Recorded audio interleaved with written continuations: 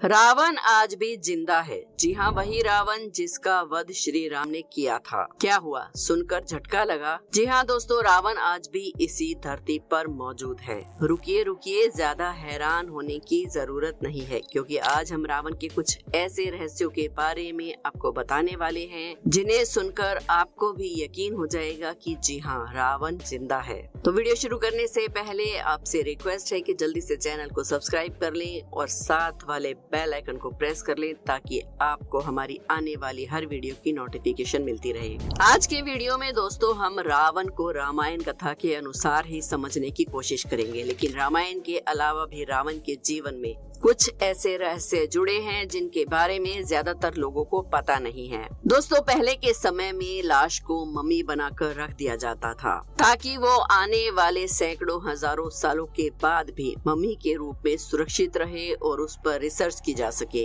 एक रिसर्च के मुताबिक पुरातत्व विभाग ने श्रीलंका में 50 से अधिक ऐसे स्थलों को खोजने का दावा किया है जिनका संबंध रामायण काल से है। इस रिसर्च में ये भी दावा किया गया है कि रावण का शव आज भी गुफा में मौजूद है। ये गुफा श्रीलंका के रेंगला के घने जंगलों में स्थित है। हालांकि रावण की मृत्यु कब हुई थी इसका कोई प्रमाण मौजूद नहीं है, लेकिन बताया जाता है कि भगवान श्री राम के हाथों उसका वध 10,000 साल पहले हुआ था। कहा जाता है कि रेंगला के जंगलों में 8,000 फुट की ऊंचाई पर एक गुफा मौजूद है जहां रावण के शव को मम्मी बनाकर ताबूत में रखा गया है। बताया जाता है कि ताबूत पर एक खास किस्म का लेप लगाया हुआ है जिसकी वजह से हजारों सालों से वो वैसा का वैसा ही रखा है। श्रीलंका के इंटरनेशनल रामायण रिसर्च सेंटर द्वारा दी गई रिसर्च के मुताबिक जिस ताबूत में रावण का शव रखा हुआ है उसकी लंबाई 18 फुट और चौड़ाई 5 फीट है। कहा जाता है कि इस ताबूत के नीचे रावण का बेशकीमती खजाना भी दबा हुआ है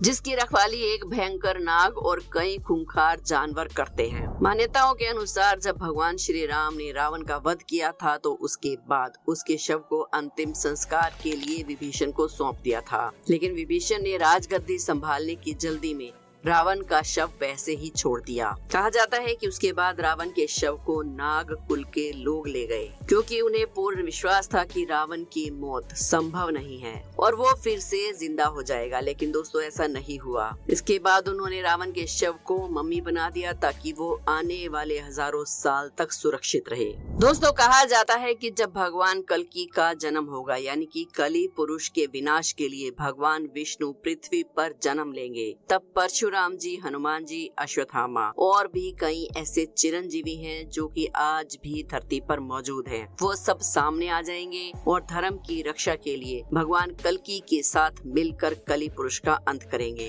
कहा यह भी जाता है कि तब रावण भी जिंदा हो जाएगा, लेकिन ये नहीं पता कि धर्म का साथ देने के लिए या अधर्म का। रिसर्च में ये भी खुलासा किया गया है कि रावण की अशोक वाटिका कहाँ थी और उसका पुष्पक विमान कहाँ उतरता था। इसके अलावा रिसर्च में भगवान हनुमान के पैरों के निशान खोजने का भी दावा किया गया है। हालांकि इन सभी चीजों की प्रामाणिकता अभी तक सिद्ध नहीं हुई है। रावण लंका का राजा था जिसने प्रभु श्री राम की पत्नी माता सीता का हरण किया था। रावण त्रिलोक विजेता था। आकाश, पाताल और पृथ्वी तीनों लोक रावण के प्रभुत्व से वंचित नहीं थे। यहाँ तक कि रावण ने कुबेर को भी अपने वश में किया हुआ था। इतना शक्तिशाली था रावण। दोस्तों, आपको बता दें कि रावण महर्षि विशर्वा का पुत्र और ऋषि पुलसित का वंशज था। महर्षि विशर्वा ने ही रावण को वेद, वेदांत और उपनिषद का पाठ पढ़ाया था। ब्राह्मण कुल में पैदा होने के कारण रावण बहुत बड़ा विद्वान बना। उसके जैसा विद्वान ब्राह्मण तीनों लोकों में और कोई नहीं था, लेकिन अधर्म और अहंकार के प्रभाव ने उसे असुर बना दिया।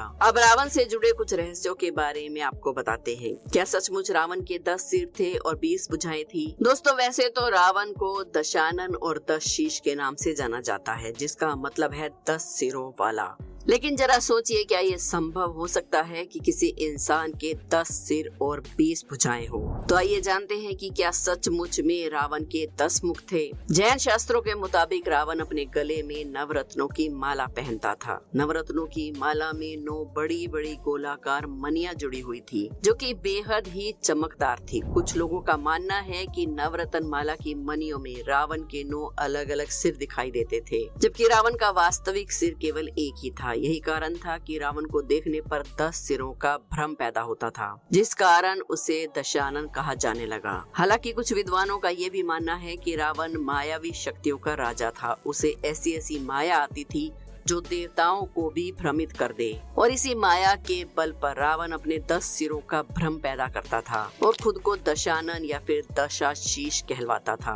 जबकि कुछ विद्वान ये मानते हैं कि रावण को 4 वेदों और 6 शास्त्रों का अद्भुत कंठस्थ ज्ञान था। इसी कारण उसे दशोकंठी कहकर संबोधित किया जाता था। कहा जाता है कि दशकंठी नाम की तर्ज पर ही लोग रावण को दशानन कहकर पुकारने लगे। हालांकि श्री राम चरितमानस में ये साफ साफ लिखा है कि रावण के 10 सिर थे, इसीलिए उसे दशानन कहा जाता था। श्री रामचरितमानस में ये भी बताया गया है कि अश्विन मास के कृष्ण पक्ष के अमावस्या तिथि को रावण प्रभु श्री राम से युद्ध करने के लिए युद्ध स्थल में गया था, जिसके बाद अगले दिन 10 दिनों तक प्रभु श्री राम ने अपने बाणों से एक एक करके रावण के 10 सिर धड़ से अलग किए। इसी 10वें दिन शुक्ल पक्ष की दशमी के अवसर पर भगवान राम ने रावण का वध कर दिया। इसी तिथि को कालांतर में विजयदशमी का नाम दिया गया और इस दिन रावण के पुतले का दहन होता है। रावण के जन्म से जुड़ी हुई पौराणिक कहानियां हैं, जिसमें रावण के 3 जन्मों का रहस्य छिपा है। रावण के बारे में तो हम सबको पता ही है कि रावण ने त्रेता युग में जन्म लिया, लेकिन शायद बहुत ही कम लोग ये जानते होंगे कि रावण ने इस पृथ्वी पर 3 बार जन्म लिया था।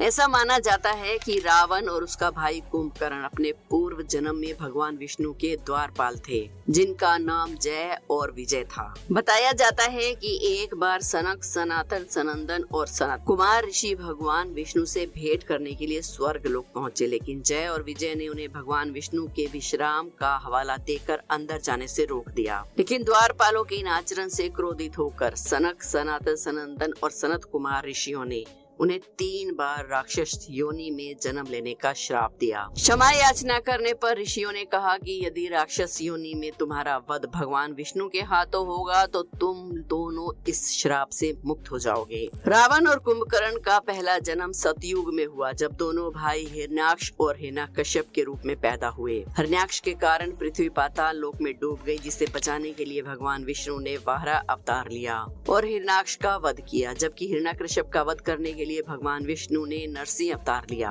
इन दोनों भाइयों का दूसरा जन्म रावण और कुंभकर्ण के रूप में हुआ, जो कि सब जानते ही हैं। कहा जाता है कि रावण और कुंभकर्ण का तीसरा जन्म द्वापर युग में हुआ, जहां वे मथुरा, नरेश, कंस और शिशुपाल के रूप में पैदा हुए थे।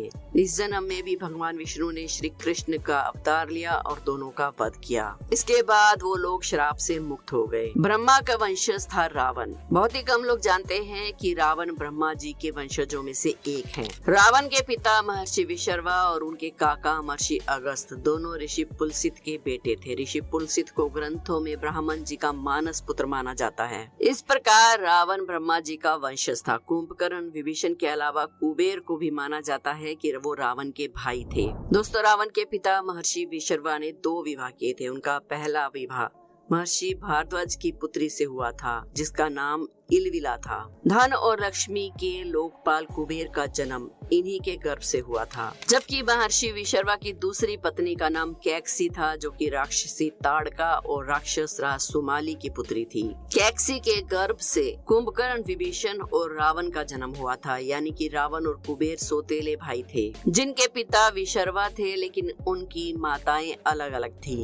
रावण ने प्रभु श्री राम की विजय के लिए कराया था यज्ञ। जी हाँ दोस्तों, जब रामेश्वरम के तट पर पहुंचकर भगवान श्री राम ने अथाह सागर को देखा तो उनका मन विस्मय में पड़ गया। प्रभु श्री राम ने शिव की आराधना करने के लिए रामेश्वरम तट पर ही यज्ञ का आयोजन किया, ताकि लंका पर उनकी जीत सुनिश्चित हो सके। कहा जाता है कि प्रभु श्री राम ने यज्ञ करवाने के लिए रावण को आमंत्रित किया। जब रावण को इस यज्ञ का आमंत्रण मिला तो वो ब्राह्मण के नैतिक कर्तव्य के निर्वाह के कारण प्रभु श्री राम को मना नहीं कर सका, क्योंकि ये यज्ञ भगवान शिव को समर्पित था और रावण भगवान शिव का बहुत बड़ा भक्त था, ये हम सब जानते ही हैं। इसी कारण भी रावण मना नहीं कर सका।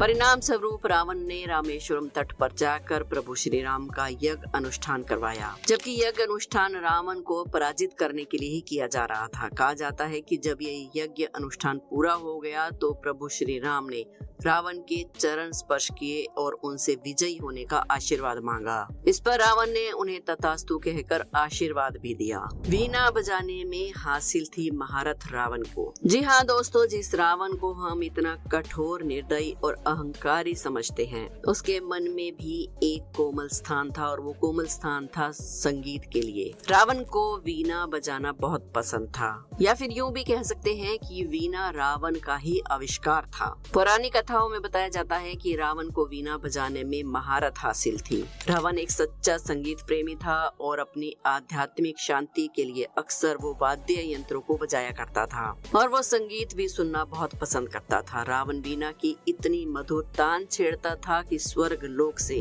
देवता गण भी उसकी वीणा वादन को सुनने के लिए पृथ्वी पर उतर आते थे। वीणा वादक के अलावा रावण एक आविष्कारक भी था। ऐसा माना जाता है कि वीणा का आविष्कार रावण के द्वारा ही किया गया था। काल विजयी भी था रावण। असुरी शक्ति के प्रभाव में रावण अपने मद और अहंकार में चूर था। तीनों लोकों में उसकी असुरी शक्तियों का प्रभुत्व था। देवतागण भी रावण से हमेशा भयभीत रहते थे। एक बार रावण ने यमलोक पर आक्रमण कर दिया और रावण तथा यमदेव के बीच घोर संग्राम हुआ। इस संग्राम के दौरान क्रोधित होकर यमदेव ने रावण के वध के लिए काल दंड हाथ में उठा लिया, लेकिन उसी समय ब्रह्मा जी वहां प्रकट हो गए और उन्होंने यमराज को अपने वरदान के बारे में बताया। ब्रह्मा जी की आज्ञा मानकर यमराज ने अपना काल दंड वापस ले लिया और रावण अपने आप को काल विजयी मानने लगा। शनिदेव को बनाया था बंदी। वाल्मीकि रामायण, रामचरितमानस और राधे श्याम रामायण के अनुसार एक बार शनि देव रावण के पास ये बताने आए थे कि उनकी कुदृष्टि रावण पर पड़ने वाली है। इसके बाद साढ़े सती की शुरुआत होगी। साढ़े सती लगने की बात सुनते ही रावण क्रोधित हो गया और उसकी आंखें क्रोध से लाल हो उठी। उसने तुरंत शनि देव को ही बंदी बना लिया और कहा कि पहले तुम्हें साढ़े सती भुगतनी पड़ेगी। बाद में जब हनुमान जी लंका आए और लंका दहन के दौरान उन्हें पता चला कि शनि देव रावण के यहाँ बंदी बने हुए हैं, तो उन्होंने शनि देव को आजाद करवाया।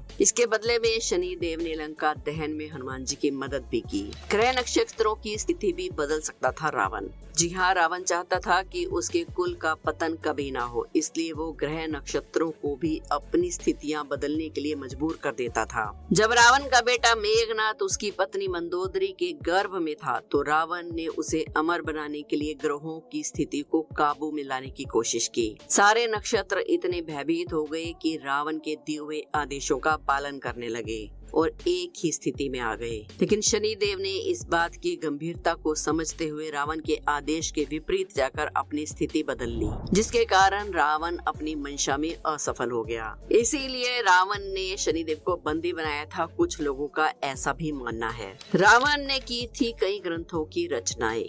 जी हाँ दोस्तों, रावण ने अपने जीवन काल में कई सारे ग्रंथों की रचना की थी। आपने शिव तांडव स्तोत्र का पाठ तो सुना ही होगा, जिसकी रचयिता कोई और नहीं बल्कि खुद रावण थे। शिव तांडव स्तोत्र के जरिए रावण ने भोलेनाथ को प्रसन्न करने के लिए उनकी स्तुति की थी। इसके अलावा रावण ने अरुण संहिता की रचना भी की थी, जिसे लाल किताब के नाम से जाना जाता है। इस किताब में मुख्य रूप से जन्म कुंडली और हस्तरेखा के बारे में जानकारियाँ दी गई हैं। आपको जानकर हैरानी होगी कि रावण ने ही रावण संहिता की रचना की थी, जिसे ज्योतिष विज्ञान और उससे जुड़ी हुई जानकारियों का भंडार माना जाता है। 6 महीने तक बाली ने अपनी काख में रावण को बंदी बनाकर रखा था। जी हाँ, सही सुना आपने। भले ही रावण कितना शक्तिशाली हो और वो तीनों लोकों का विजयी हो, लेकिन रावण को भी पराजित करने वाला कोई था। रामायण के अनुसार किष्किंधा के राजा बाली ने 6 महीने तक रावण को अपनी काख में दबा कर रखा था। हालांकि रावण ने अपनी कुटिल बुद्धि का इस्तेमाल करके किष्किंधा नरेश बाली को अपना मित्र बना लिया था। सीता माता से जबरदस्ती क्यों नहीं की रावण ने?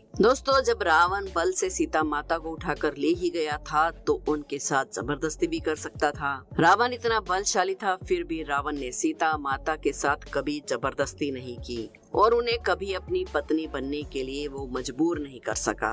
दरअसल रावण को नल कुबेर की प्रियतमा यानी कि उसकी प्रेमिका ने श्राप दिया दिया था कि वो अगर किसी स्त्री को उसकी इच्छा के विरुद्ध छूने का प्रयास करेगा तो उसके सिर के 7 टुकड़े हो जाएंगे। रावण ने एक बार उस अप्सरा को अपनी असुरी प्रवृत्ति का शिकार बनाने की कोशिश की, जिस पर क्रोधित होकर उसने रावण को ये श्राप दिया था। यही कारण था कि रावण हमेशा विनम्र होकर ही सीता माता के सामने कोशिश करता रहा। हालांकि कई बार वो क्रोध में भी आ जाता था, लेकिन श्राप के कारण उसने सीता माता के साथ कभी भी जबरदस्ती करने की कोशिश नहीं की। तो ये थी रावण से जुड़ी हुई कुछ रोचक बातें। दोस्तों, अगर आपको ये वीडियो अच्छी लगी हो तो लाइक जरूर करें, चैनल को सब्सक्राइब करके कमेंट्स में जय श्री राम जरूर लिख दें।